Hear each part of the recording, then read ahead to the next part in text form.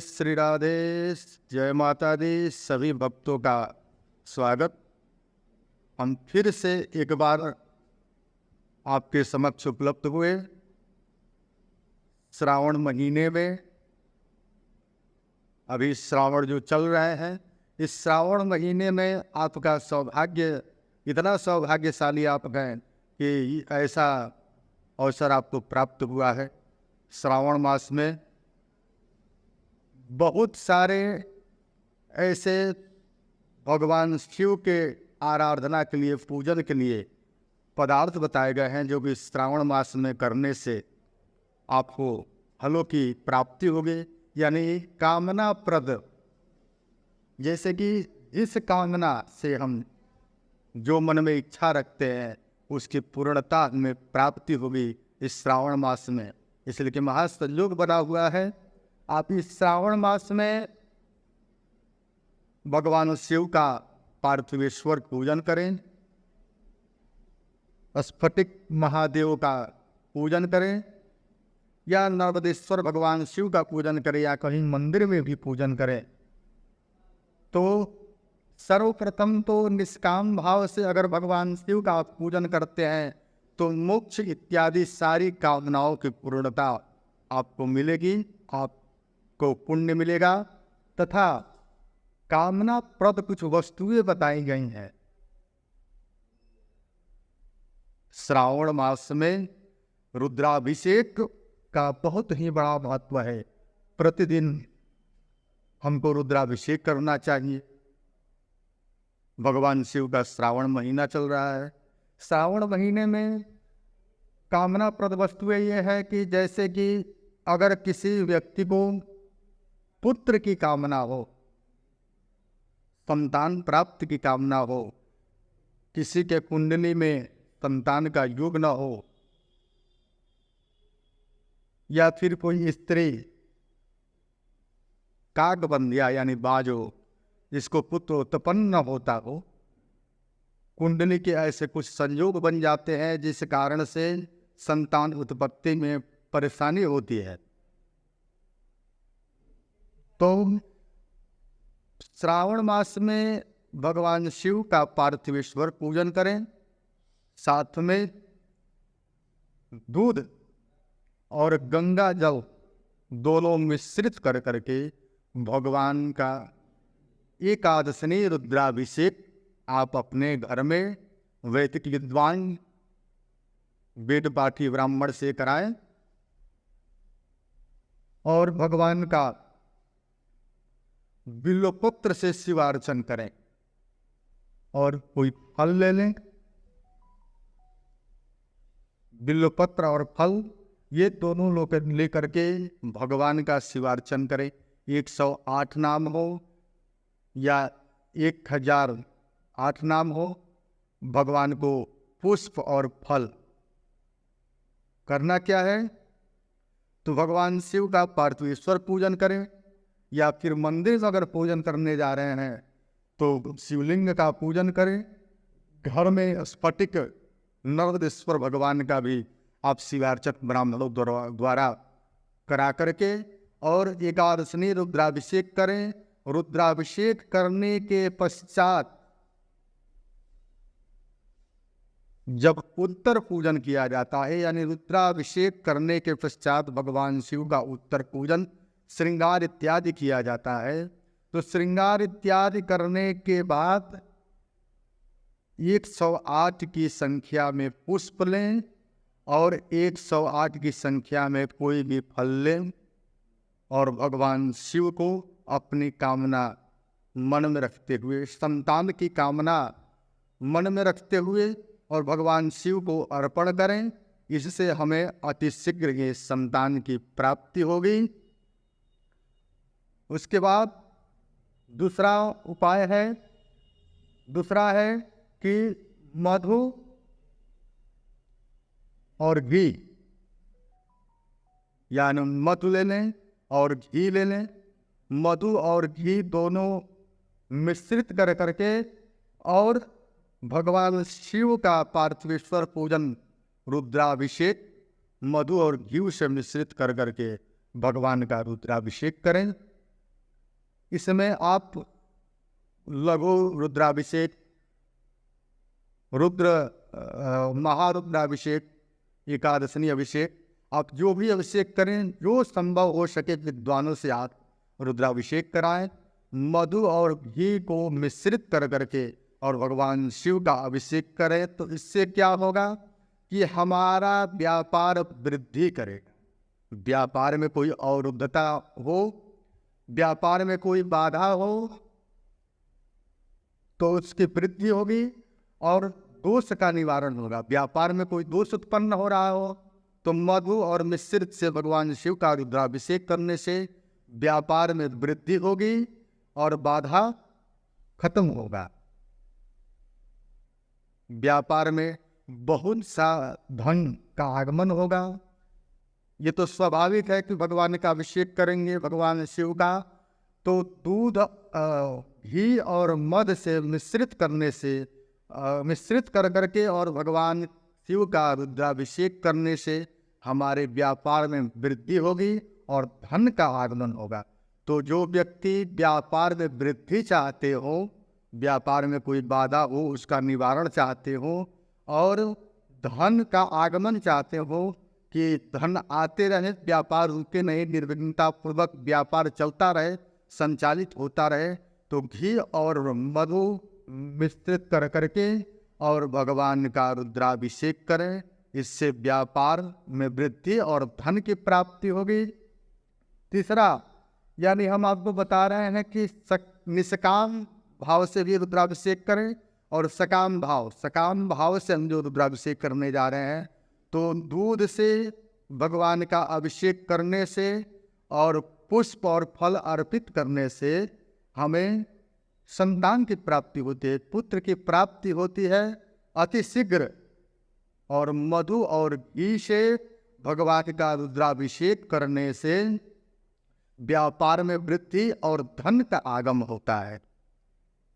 यानी मधु घी से करेंगे, भगवान शिव का रुद्राभिषेक करेंगे, तो उसमें व्यापार में वृद्धि होगा और धन का आगमन होगा। साथ ही व्यापार में वृद्धि और लक्ष्मी का आगमन, यानी माता लक्ष्मी की कृपा हमारे ऊपर, हमारे परिवार के ऊपर, हमारे संतति के ऊपर, हमारे व्यापार के ऊपर, सब पे माँ लक्ष्मी की कृपा बनी रहे, लक्ष्मी प्रसन्न रहे। ये हर कोई चाहता है कि माता लक्ष्मी की कृपा बने, जिससे कि हम यशस्वी हो, धनवान हो, व्यापार वृद्धि करें, व्यापार निवितन व्यापार हो। तो इसलिए लक्ष्मी की प्रसन्नता के लिए, लक्ष्मी की प्राप्ति के लिए हमें क्या करना चाहिए? तो गन्ने के रस से, यानी भगवान शिव का पार्थिव पूजन के पश्चात गन्ने के रस से भगवान शिव का रुद्राभिषेक करें। गन्ना यानी ईख, जिससे गुड़ निर्माण होता है, उसी गन्ने के रस से भगवान शिव का रुद्राभिषेक करें। इससे हमें लक्ष्मी की प्राप्ति होगी, व्यापार में वृद्धि होगी और निमित्तन व्यापार का हमारा संयोग बनेगा। फिर इसके बाद जैसे बारिश हमारे यहाँ होता है, तो बारिश के जल को लें, किसी पात्र में बारिश का जल हम इकट्ठा करें और उसमें उषा कहीं पर भी उपलब्ध हो जाएगा, या फिर पूजन इत्यादि के जो दुकान है उसमें मिल जाएंगे। तो कुशा के जड़ को घिस करके और बारिश के जल में मिला करके भगवान शिव का रुद्राभिषेक करने से हमारे शरीर में जो भी आदि व्याधि उत्पन्न है सबका शमन होता है, सबका निवारण होता है।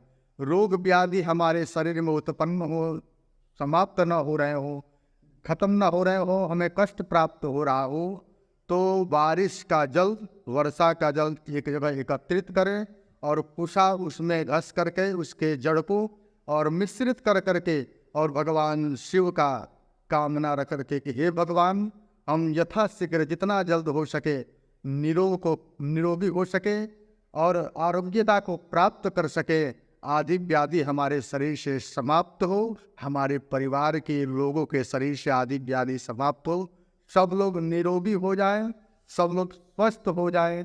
बताया गया है कि शरीर माध्येन खलु धर्मशास्त्र, धर्मशास्त्र पूजा इत्यादि हम कब कैसे करेंगे?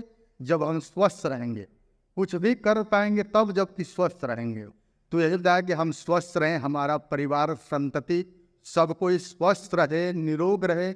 इसलिए किससे अभिषेक करें? भगवान शिव का, क्योंकि यह महासंयोग प्राप्त है। इस श्रावण मास में 5 सोमवार पड़ रहे हैं।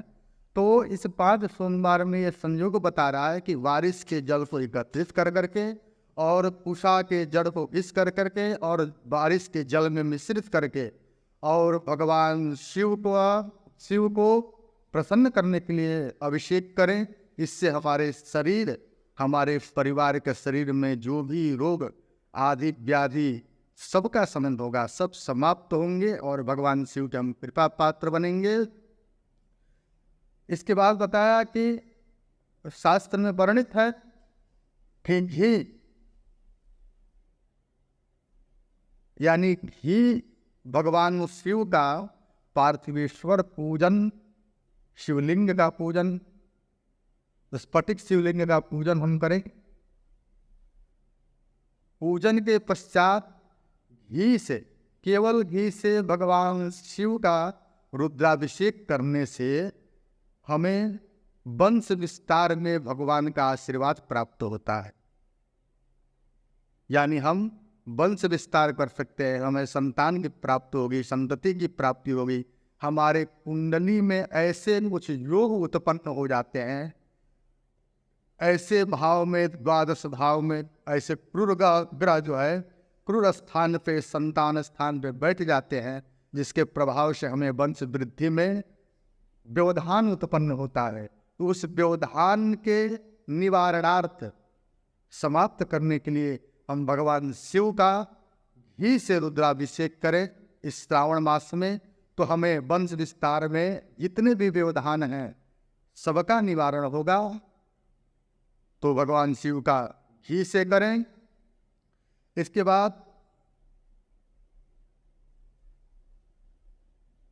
शक्कर यानी चीनी, जो ईख के रस से शक्कर निकलता है, कहीं भी पूजा पाठ इत्यादि की दुकान में आपको उपलब्ध हो जाएगा। तो शक्कर और दूध,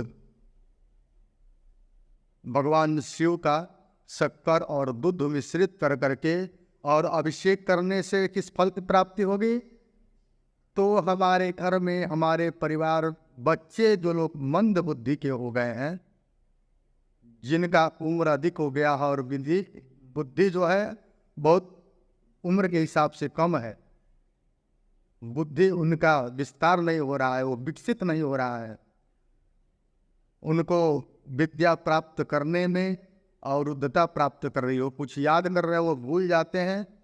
अक्सर ऐसा मंद बुद्धि यानी कम बुद्धि वाले जो बच्चे आपके हैं, तो उसमें भगवान शिव का दूध में शर्करा मिला करके मिश्रित कर करके और भगवान शिव का अभिषेक करने से मंद बुद्धि जो बालक होते हैं उनके बुद्धि में विस्तार होता है और वो निर्विघ्नता पूर्वक सभी कार्यों को बुद्धि के द्वारा संपादित करते हैं। इतनी बुद्धि तेज हो जाती है, इस सब कार्य को ग्राह्य करते हुए अपने बुद्धि के माध्यम से, बुद्धि के द्वारा भगवान शिव की कृपा से सारे कार्यों का संपादन करते हैं और उनके मंद बुद्धि जो शब्द जुड़ा हुआ है ये समाप्त होता है, भगवान की शिव की कृपा होती है। साथ ही जिनके कुंडली में शनि दोष उत्पन्न हो रहा हो, शनि की भैया चल रही हो, शनि की 7.5 चल रही हो, शनि की पनौती चल रही हो और कुंडली में अगर कहीं शत्रु पक्ष बलवान दिखाई दे रहा हो, तो ये दोनों कार्य के लिए सरसों तेल से भगवान शिव का रुद्राभिषेक करने से हमारे शनि के सारे दोषों का निवारण होता है और शनि प्रसन्न होते हैं, हमारे ऊपर कृपा करते हैं।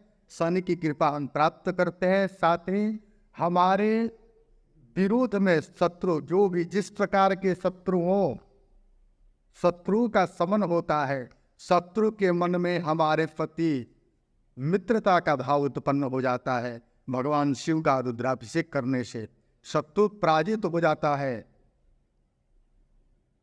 ये अटल सत्य है, इसमें कोई संशय नहीं है। इसलिए भगवान शिव का सरसों तेल से हम रुद्राभिषेक करते हैं, तो इससे शनि संबंधित जितनी भी समस्याएं हैं सबका निवारण होता है, सब समाप्त होते हैं। और शत्रु जो है मित्रत्व भाव कर करके हमारे व्यापार में, रोजगार में, परिवार में सहयोग करता है और वो मित्र बन जाता है। उसका बुद्धि जो स्तंभन हो जाता है, हमारे विरोध में जो भी कार्य करता है उस पर वो रुक जाता है, उस कार्य को छोड़ करके हमारे साथ मित्रोत व्यवहार करने लगता है।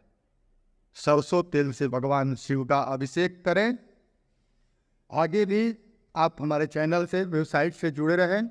आपको इस श्रावण मास के बारे में क्या क्या उचित है, कुंडली में जो भी दोष उत्पन्न है, सबका निवारण भगवान शिव के इस पावन श्रावण मास में किस द्रव्य से पूजन करने से, किस कामना की पूर्ति आप चाहते हैं, सबका निवारण हमारे द्वारा आपको बताया जाएगा।